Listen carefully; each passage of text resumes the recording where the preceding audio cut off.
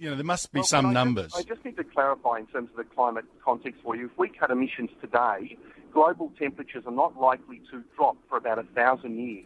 Right. But I just... Now, the Climate Commission's first public meeting will be held in Geelong today. We'll give you details of where and at what time. Tim Flannery has been good enough to join us. Good morning, Tim. Good morning, Steve. Good to be with you. Round 2 with Andrew. Andrew's very much looking forward to it. I'm going to be very polite, and we're not going to look back in the past. We're going forward. Tim, you're taking your Climate Commission to Geelong. What's the message here? Well, look, really, the Climate Commission is an independent body, and what we're tasked with doing is just getting a better understanding of climate science and some of the economics and international politics around the climate issue out to the general public. So it's a broad consultation. We'll start with the BP refinery today to meet workers there and management there, then on to a lunch with some of the leading thinkers in the Geelong area, and then on to a public forum in the town hall at 5 p.m. tonight. You say it's independent, but in fact it's paid by the government, appointed by the government, and all people that believe, as the government does, the man is heating the world dangerously, though, isn't it? That'd be true.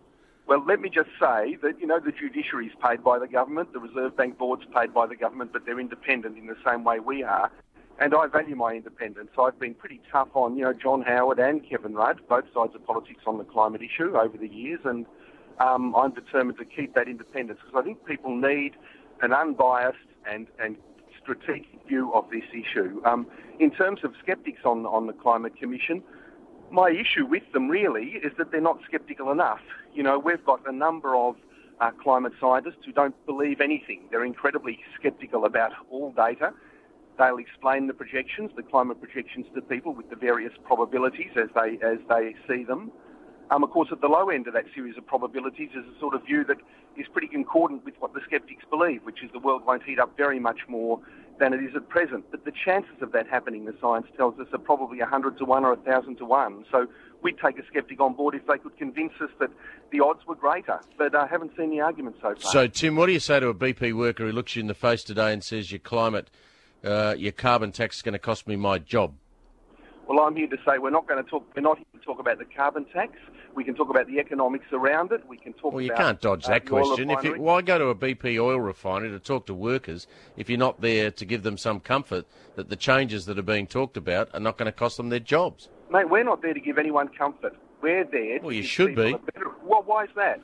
You tell the government to give us a different briefing then. The briefing's to be independent and to try to engage people with it for a better understanding of the climate issue and the politics, the international politics and the economics around that issue. Now, we can talk about carbon pricing and, all of the options that the government has in front of it and all of the issues around that, but we're not going to be giving people comfort about losing jobs or not. That's not our brief. Right, okay. Can we talk then about, you mentioned the economics and the consequences and the various options.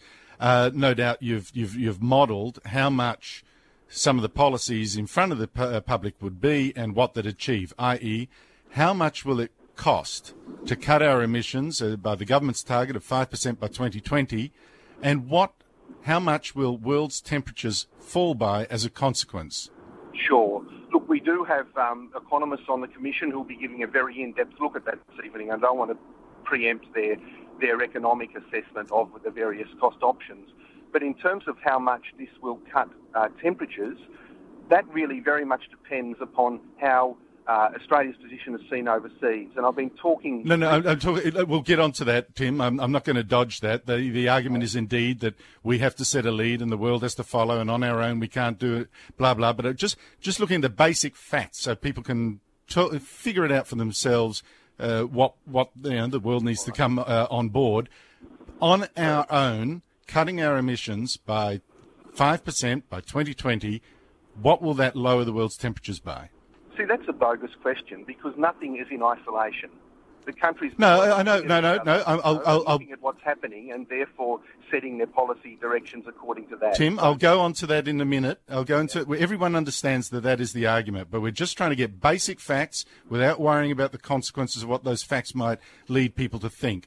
On our own, if by cutting our emissions, because it's a heavy price to pay, by 5% by 2020, what will the world's temperatures fall by as a consequence?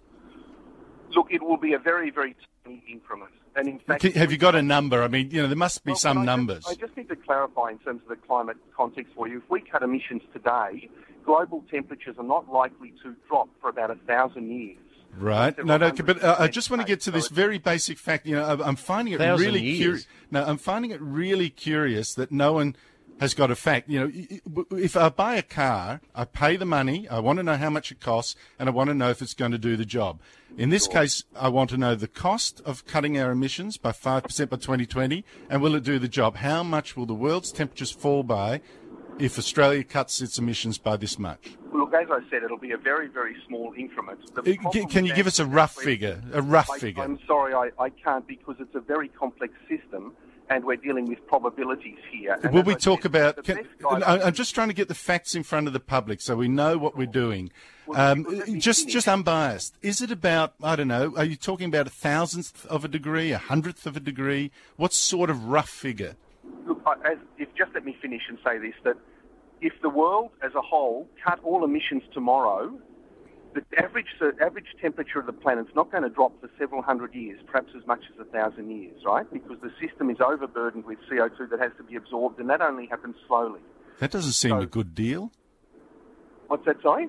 That doesn't seem a good deal. If we spend trillions of dollars to cut the world's emissions, that we won't notice the difference. Our great-great-great-great-grandchildren won't even notice the difference. It'll just keep getting worse if we don't. That's the problem. But I just want to get back to the facts, because someone surely must have done the sums, and I'm looking at some sums here. Someone surely must have done the sums that for all these billions of dollars we're spending in programs, that it's going to have a consequence in terms of cutting the world's temperatures. So you don't know about Australia, you don't know, but you wouldn't dispute that it's in about 1,000th of a degree, around that magnitude, right? It's going to be small. As I said, if we emissions tomorrow globally... Hard facts, Tim, hard facts. For a long time. But this is a hard fact. It's not going to drop, right, for a long time. So it's not going to drop, and it's not going to be anything we notice. All right, well, look, you said it's about getting the world on board, all right? Let's say the world follows our lead. By how much? By, say, 2,100 then. 2,100, will the spending of these trillions, by how much will that cut the world's temperatures to the nearest 1,000th of a degree? It's not going to drop for hundreds of years if we stop now, right? Most likely. Something may happen, but the models are suggesting at the moment that we're not going to see an appreciable drop for some time. The difficulty is if we keep building the CO2, the temperatures are going to increase. All right. Can I ask one last thing? Julia Gillard said that her side of the argument, which is man's heating the world dangerously, we've got to act, etc., is backed, she said, by every reputable climate scientist in the world. That's not true, is it? Look, it's backed by every major academic institution, by all of the academies, the major academies. Maybe, but I'm just looking at her actual words. Every reputable climate scientist in the world. That's not true, is it? I would have to think back and see who there is. All right, Professor Richard Lindzen of Massachusetts Institute of Technology. You said he's reputable, isn't he?